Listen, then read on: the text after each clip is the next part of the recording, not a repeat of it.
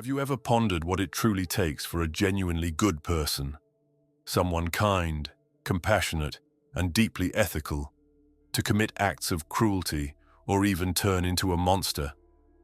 Imagine someone you admire, someone you trust, gradually transforming into a stranger. What if I told you this isn't just a rare anomaly, but a pattern embedded throughout human history and behavior? Today, we're diving into one of the most disturbing and thought-provoking questions about human nature. Why do good people sometimes do terrible things? By the end of this video, you'll uncover shocking insights into the psychological mechanisms that drive ordinary individuals into darkness. More importantly, you'll discover how to identify and stand up against these destructive forces, with the final revelation being the most powerful and transformational of all. This journey will take us deep into psychological experiments, historical atrocities, and philosophical reflections, exposing the fragile boundary between good and evil. But this isn't just a story about others. It's a reflection in the mirror, forcing us to evaluate ourselves and ask, what would I do in their place? Could I also be swayed by these influences? Stay with me, because what you learn today could forever alter how you see both the world and your own conscience. The Lucifer effect, a term coined by psychologist Philip Zimbardo through his infamous Stanford Prison Experiment, reveals a disturbing truth. The environment, the roles we adopt, and the authority we follow can distort even the most virtuous individuals, turning them into agents of harm. Think deeply. History is filled with stories of ordinary people committing unimaginable atrocities. The guards in Nazi concentration camps, soldiers orchestrating ethnic cleansing, bystanders silent as horrors unfold. These individuals weren't born evil. Many were regular people caught up in circumstances that unlocked the darkest parts of human nature. So why does this happen? The answer lies in a complex interplay of psychological and social forces that shape our actions. The power of authority is a formidable factor. Psychologist Stanley Milgram's obedience experiments from the 1960s uncovered a chilling reality. People will go to extreme lengths, even inflicting pain, if instructed by an authority figure. Participants in his studies believed they were administering dangerous electric shocks to others, and shockingly, most continued, even when they thought they were causing severe harm, all simply because they were told to do so. Now, reflect on your own life. How often do you follow instructions without questioning them? Whether from a boss, a leader, or societal norms, what would you do if someone in a position of power asked you to abandon your morals for the so-called greater good? The power of dehumanization is another critical factor. When we strip others of their humanity, labeling them as enemies, subhuman, or inferior, it becomes far easier to commit acts of cruelty. This tactic has been exploited time and again in propaganda, war, and even in everyday conflicts. It's easier to harm someone when you no longer see them as a person. Consider the language used today in politics and social discourse. How often are groups reduced to stereotypes and labels?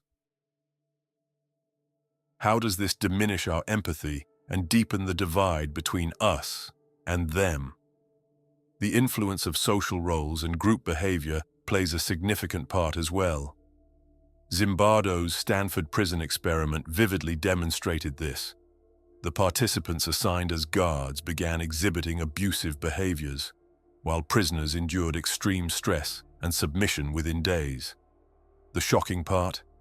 They quickly lost their sense of individual identity, conforming fully to their assigned roles. This raises a profound question. How much of our identity is shaped by societal roles?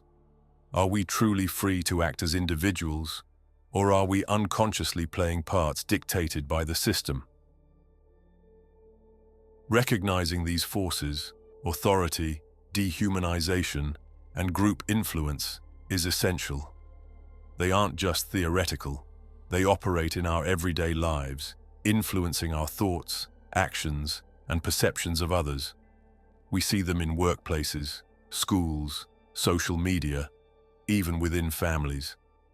Recognizing these influences is the first step to resisting them and potentially shifting our path away from darkness. But this raises another critical question. When does a good person cross the line? The moment is often subtle, beginning with small compromises, silent acceptance of injustice, a one-time lie, or following rules that violate your moral compass. Small choices may seem insignificant in isolation, but over time they build a dangerous slope that can lead to profound moral failure. Pause and reflect. Have you ever made a decision just because it was easier or safer at the moment? What were the consequences? Moving forward, we'll explore how to spot these moments early and how to develop resilience against these psychological forces. But first, let's confront a deeper question. Are some people immune to the Lucifer effect? Or is it a danger that everyone faces? Stay tuned, because what's coming next will challenge everything you believe about yourself and human nature. Are some individuals truly immune?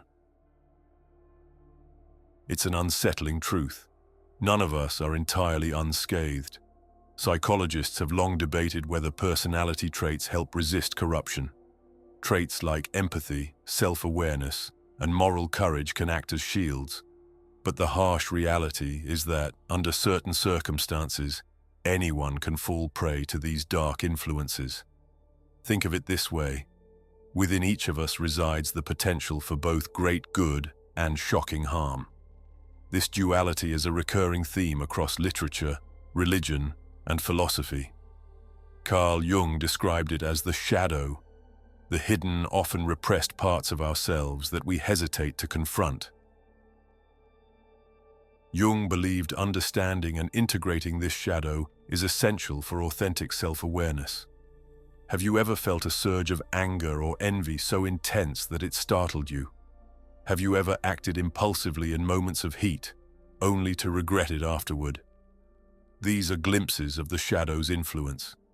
If left unchecked, it can grow, manifesting in ways that align with the Lucifer effect. But here's the hopeful part. Awareness is our greatest defense. By understanding the psychological mechanisms behind moral collapse, we equip ourselves with the ability to resist them. Now, let's delve deeper into one of the most insidious mechanisms: moral disengagement. Psychologist Albert Bandura introduced this concept to explain how people justify harmful actions. Moral disengagement allows individuals to rationalize wrong behavior, telling themselves it's justified, or that everyone is doing it, or that the ends justify the means. These rationalizations create psychological distance, making it easier to commit acts they might otherwise consider unacceptable. Think about it. A student cheats on a test, convincing themselves it's just once. An employee mistreats colleagues, believing it's necessary for success. When moral disengagement takes hold, individuals can act in direct contradiction to their values.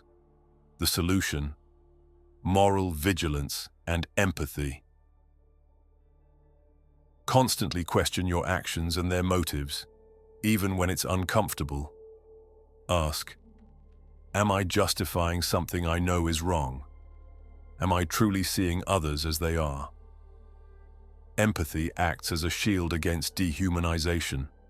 Seeing others as complex, feeling individuals with hopes, fears, and dreams makes it much harder to harm them.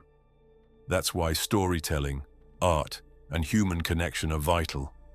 They remind us of our shared humanity and strengthen our capacity for compassion. But what about larger systems? How do they perpetuate the Lucifer effect? How can leadership and collective responsibility turn the tide? History reminds us that charismatic leaders can uplift or destroy entire societies. Adolf Hitler manipulated fear and prejudice to justify atrocities, while figures like Gandhi and Martin Luther King Jr. used their influence to oppose injustice and inspire positive change. The critical question remains: what kind of influence do you wield? Whether you hold authority or simply live your values within your circle, your impact matters. Are you fostering compassion and fairness, or unconsciously fueling division? Reflect. Who do you admire, and what values do they embody? And what kind of example are you setting for those looking up to you? When we examine forces like authority, dehumanization, and leadership, it becomes clear that the battle between good and evil isn't just external. It's an ongoing internal struggle. And the incredible news: just as circumstances can lead people astray, they can also guide us toward acts of extraordinary kindness, courage, and integrity. The same mechanisms that create monsters can also forge heroes. So, how do we stay on the side of good?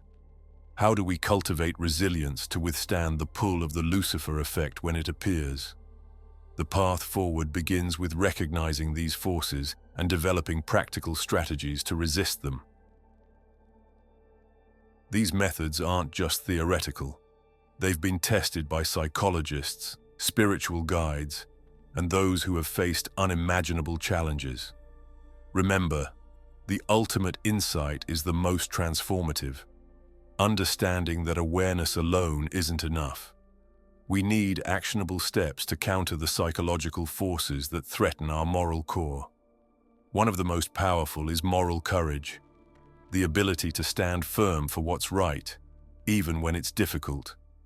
Moral courage compels us to speak out against injustice, protect the vulnerable, or admit mistakes, despite fears or opposition. It's not innate, it's cultivated through deliberate practice.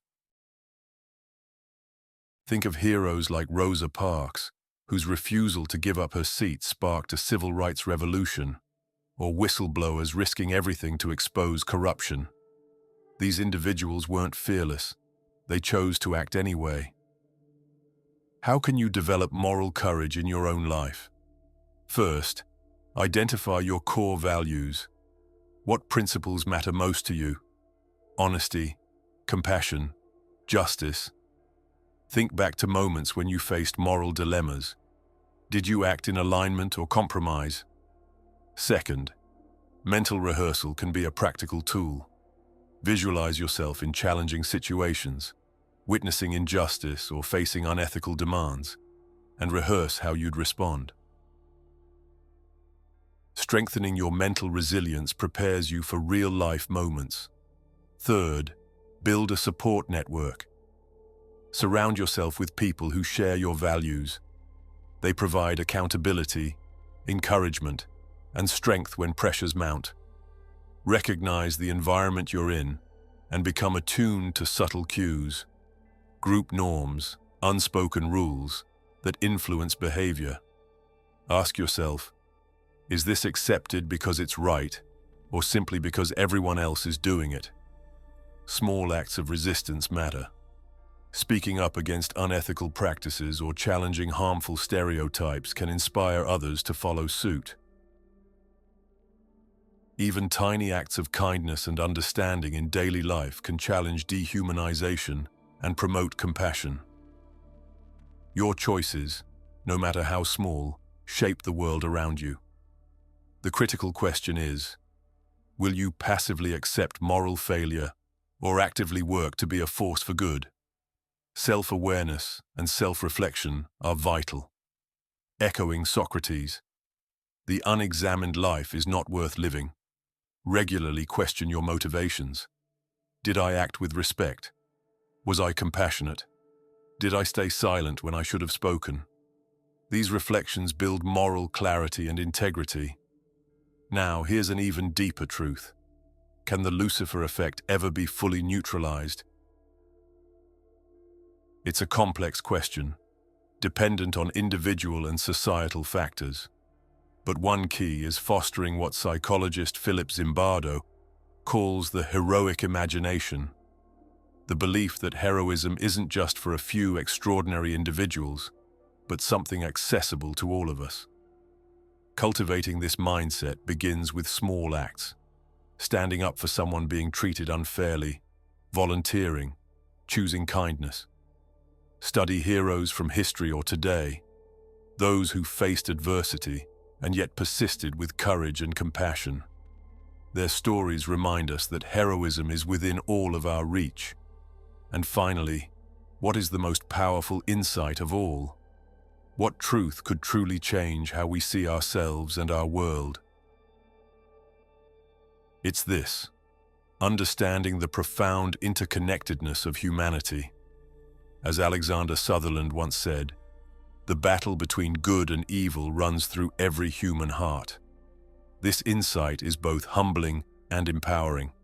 It reminds us that within each of us lies the capacity for both harm and healing. It gives us agency, and every moment is an opportunity to choose, to act with integrity, resist darkness, and contribute to a more compassionate world. Stay with me, because in the final segment, we'll explore practical ways to transform these ideas into action. How to not only resist the Lucifer effect, but to become a beacon of light in your community and beyond. We've examined the psychological forces that turn good people toward darkness: authority, moral disengagement, dehumanization, and group influence. We've seen how awareness, moral courage, empathy, and self-reflection form our defenses. Now, it's time to focus on what you can do right now, how you can be a catalyst for positive change. First, recognize your influence, no matter how small. Every interaction shapes the culture around you. Are you fostering kindness, fairness, and accountability? Or are you silently enabling harmful behaviors?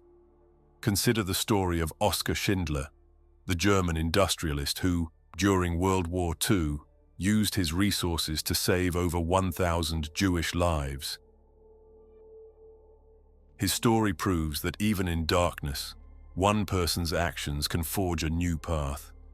You don't need extraordinary circumstances. You can start within your own community, workplace, or family. Speak out against injustice, support those in need, challenge stereotypes, and promote compassion. These small acts, multiplied, have the power to change histories and entire communities. Another critical step is education. Knowledge is your strongest weapon against manipulation and moral erosion. Study history, psychology, and philosophy. Understand how and why people make choices. Share this knowledge, not to preach, but to ignite conversations that inspire reflection and growth. Seek narratives that challenge your assumptions and broaden your perspective. By understanding diverse viewpoints, you develop a nuanced, compassionate worldview. Resilience is essential in the face of pressure.